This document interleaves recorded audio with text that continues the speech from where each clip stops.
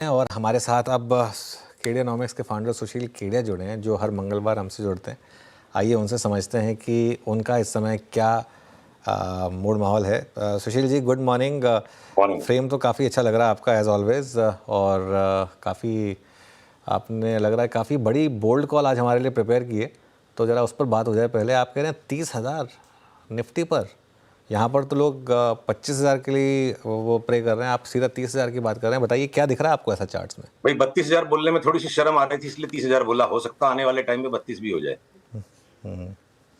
तो 30, पहले 30 से ही शुरुआत कर लेते हैं, 32 के बाद में बात करेंगे। तो हाथ कंगन को आरसी क्या, पढ़े लिखे को फारसी क्या। आप लोगों ने मुझे चार्टिस्ट बताया हुआ है, तो मैं चार्ट ही दिखा के बात करूंगा। बाकी मैं हर एक विषय पे कर सकता हूं, पर सच्चाई चार्ट से दिखती है। पीसीआर से अनुरोध है, इस चार्ट को खोलें और इस चार्ट को देख के आप मेरे साथ आनंद लीजिए। पीसीआर से अनुरोध है, मेरे स्क्रीन पे जो चार्ट है इसे कृपया दिखाएं। ये जो चार्ट है आप देखो, ये चार्ट चीख चीख के कह रही है कि मुझे ले लो।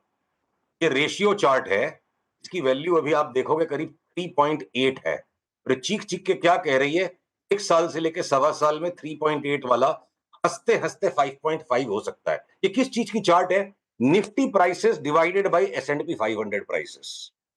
यानी कि 45% तक का आउट परफॉर्मेंस संभव है अगले 12 से 15 महीने में।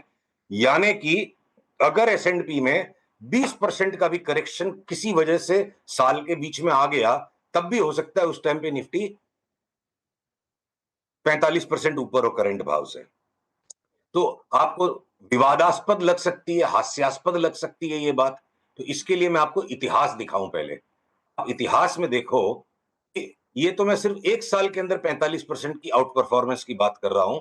ऐसा दौर भी आया है आपकी ही मेरी लाइफ टाइम में, बहुत ज्यादा पुराने समय में नहीं, 2001 से लेके 2010 तक लगातार 10 साल में हमने 8 गुना कर लिया। यानी निफ्टी को कोई लॉन्ग करके S&P शॉर्ट कर देता तो 8 गुना हो जाता।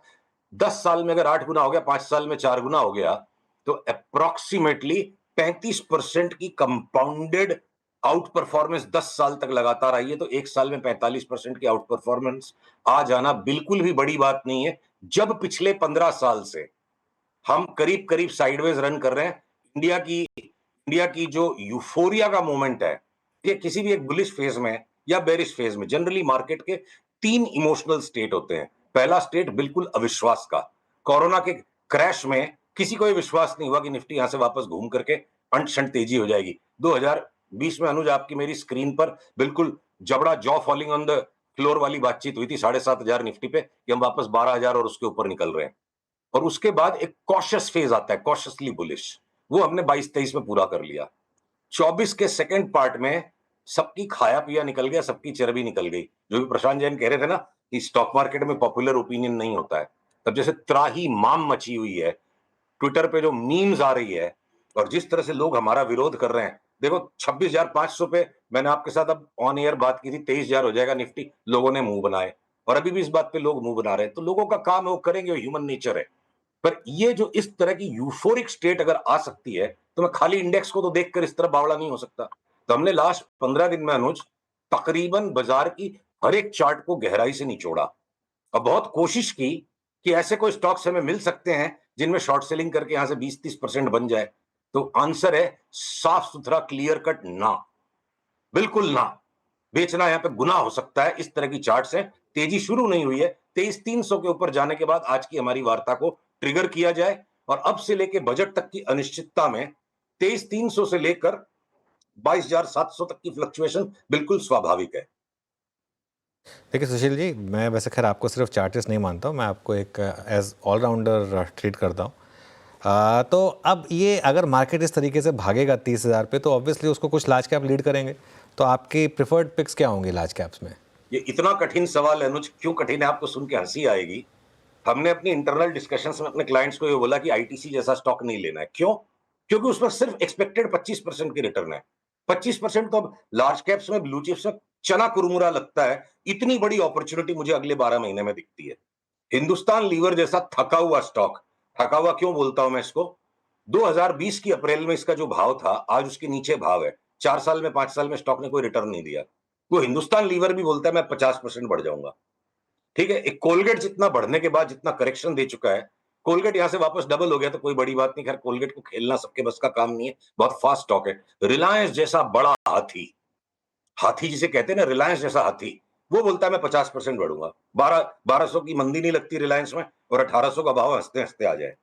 तो अगर ये रिलायंस और लीवर के 50% को मैं बेंचमार्क मान लूं कि जब ये हाथी भी 50% रन देंगे, तो फिर हमने अगर कोई होशियारी की तो वो होशियारी तभी साबित होगी जब 75%, 100% तक की भी रिटर्न मिले। तो देखिए, स्टील के स्टॉक्स को हमने ध्यान से देखा। टाटा स्टील बोलती है मैं 118, 116 के नीचे जाने की मेरा मूड नहीं, मैं 200 हो जाऊं। Steel authority of India limited double हो जाए, एनएमडीसी स्टील यहां से 3 गुना हो जाए। जिस इंडाल्को पे हम बार बार पिछले 1 साल में अनुज आपसे बात हुई थी कि इंडाल्को को कूट दो, मार दो, गिरा दो, वो इंडाल्को अभी 900 के ऊपर जाने के लिए तैयार है। अगर मैं हिंदुस्तान जिंक और हिंदुस्तान कॉपर जैसे स्टॉक्स पे आऊं, डबल हो जाएंगे। मैं स्मॉल फाइनेंस बैंक पे आऊं, ये एयू बैंक जैसा भी जो रिजल्ट आ गया, नंबर आ गया, चार्ट चीख रही, 800 850 का भाव हो जाएगा। सारे स्मॉल फाइनेंस बैंक, जाना स्मॉल फाइनेंस बैंक एक ही दिन में 20% उस दिन उछल गया था। तो पता नहीं निर्मला मैडम क्या देने वाली है कि स्मॉल फाइनेंस बैंक लग रहे सारे आसमान के ऊपर चले जाएंगे। जिस एलआईसी पे हम लोग लगातार 1 साल तक करेक्टिव मूड में थे, वो हो लिया एलआईसी का करेक्शन। 1300 1400 का भाव एलआईसी लगता है। एसबीआई इंश्योरेंस, लाइफ इंश्योरेंस या आपके एचडीएफसी लाइफ, ये सब लगते न्यू हाई में चले जाएंगे। तो अनुज, बहुत ही कम स्टॉक्स हैं जिनमें कभी कभी टाइम टू टाइम कोई मार्केट में करेक्टिव फेज आएगा, तो पोर्टफोलियो हेजिंग के लिए क्या पता इन्फोसिस, टीसीएस, विप्रो कमजोर रह जाएं, क्योंकि ओवरऑल नैस्डैक की वीकनेस में इनमें सिंपैथी आएगी। पर बिरला सॉफ्ट जैसा छोटा जो आईटी का स्टॉक है, अब वो भी तैयार हो गई, इसकी चार्ट 2 गुना 2.5 गुना उसका भी भाव हो जाएगा। तो जैसे हास्यास्पद लगती है शुरू में कोई भी बुल मार्केट जब स्टार्ट होती है, फिर वो विवादास्पद लगती है, और उसके बाद एकदम से जो फ्रेंजीड कंसेंसस आता है, जैसे 26,500 पे फ्रेंजीड कंसेंसस था, और हमें लोग उस नजर से देख रहे थे, पता नहीं ये कौन से पागल खाने से छूट के आया है। तो सेम बात आज भी सबको महसूस होगी। यही ह्यूमन नेचर है, यही स्टॉक मार्केट का नेचर है, यही हमेशा से क्राउड्स का बिहेवियर है। मेरे को 2025 में खतरनाक भयंकर तेजी नजर आती है। क्या पता डॉलर इंडेक्स 15% घट जाए और इंडियन रूपी 12-13% अगर स्ट्रांग हो जाएगा, 25% तो निफ्टी उसी में हंसते हंसते बढ़ जाएगी। तो हमने, एक बात पूछता हूं मैं, उल्टी बात करते हैं चलो। जिस दिन चुनाव के नतीजे आए, मोदी सरकार की सिर्फ 240 सीटें बची। लास्ट 10 साल में भारत के लिए इससे बड़ी कोई विपदा की परिस्थिति थी नहीं। सबका ओवर कॉन्फिडेंस जो था, एक झटके में इंडिया का कॉन्फिडेंस पंक्चर हो गया, गवर्नमेंट तो कमजोर हो गई। 21,000 की निफ्टी एक झटके में हो गई। कोई ने सोचा था 26,000 की निफ्टी फटाफट आ जाएगी वहां से?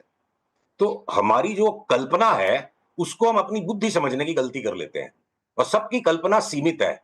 और यथार्थ जो है, सच्चाई जो है, एक क्राउड की जो ताकत है, करोड़ों लोगों की जो ताकत है, वो हम सबकी कल्पना से ज्यादा ताकतवर होती है।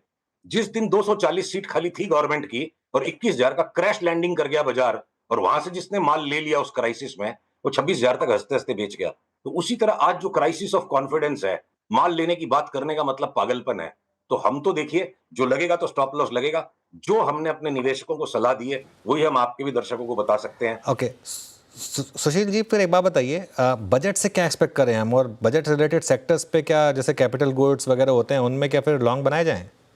हाँ, तो देखिए, जो जो देखिए बजट का एक्सपेक्टेशन और मार्केट उस बजट पे क्या करेगा, दो अलग अलग चीजें हैं।